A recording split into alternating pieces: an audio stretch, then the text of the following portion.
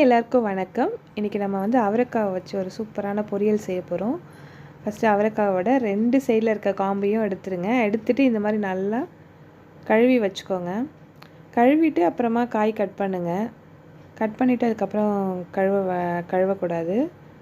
அதனால் நம்ம இந்த மாதிரி கழுவி எடுத்துகிட்டு அப்புறம் இந்த மாதிரி பொடியாக கட் பண்ணி வச்சுக்கலாம்.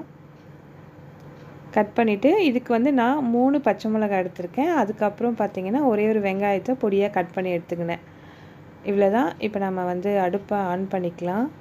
வானல் வச்சாச்சு. இதில் வந்து 2 ஸ்பூன் அளவுக்கு எண்ணெய் விட்டுக்கோங்க. இது வந்து மண் பாத்திரம், அதனால் நான் 2 ஸ்பூன் விட்டுருக்கேன். நீங்கள் வேறு ஏதாவது வானல் பண்ணுறீங்கன்னா இன்னும் 1 ஸ்பூன் எக்ஸ்ட்ரா சேர்த்துக்கோங்க. 1/4 ஸ்பூன் அளவுக்கு கடுகு, அதுக்கப்புறம் அதே அளவு 1/4 ஸ்பூன் அளவுக்கு சீரகம் சேர்த்துக்கலாம். கடுகு பொரிஞ்சதுக்கப்புறமா பச்சை மிளகாய் சேர்த்துக்கோங்க. பச்சை மிளகாய் அதுக்கப்புறம் வந்து கருவேப்பிலை அதையும் சேர்த்துக்கலாம். இந்த பச்சை மிளகாய் வந்து நான் ஒரே ஒரு கீரல் மட்டும் தான் பண்ணி சேர்த்துருக்கேன். உங்களுக்கு காரம் அதிகமாக வேணும்னா இன்னும் நீங்கள் வந்து கொஞ்சம் பொடியாக கட் பண்ணி கூட இதை சேர்த்துக்கலாம்.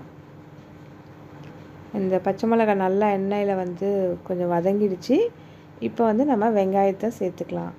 ஸோ வெங்காயமும் சேர்த்து கொஞ்சம் நல்லா வதக்கிக்கலாம். நல்லா வதங்கிக்கிட்டோம்.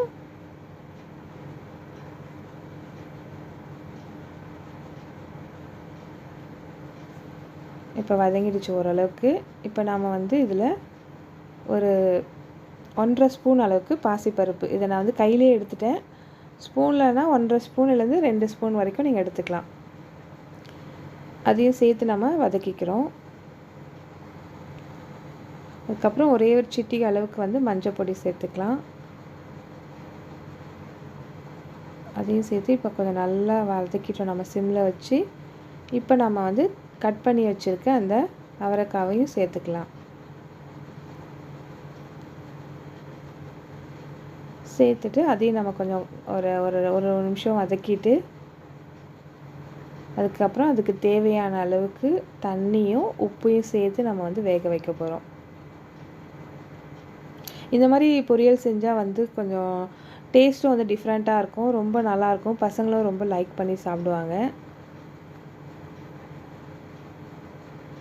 ஓகே, இப்போ வதங்கியாச்சு. இப்போ இதுக்கு தேவையான அளவுக்கு நம்ம தண்ணி சேர்த்துக்கலாம்.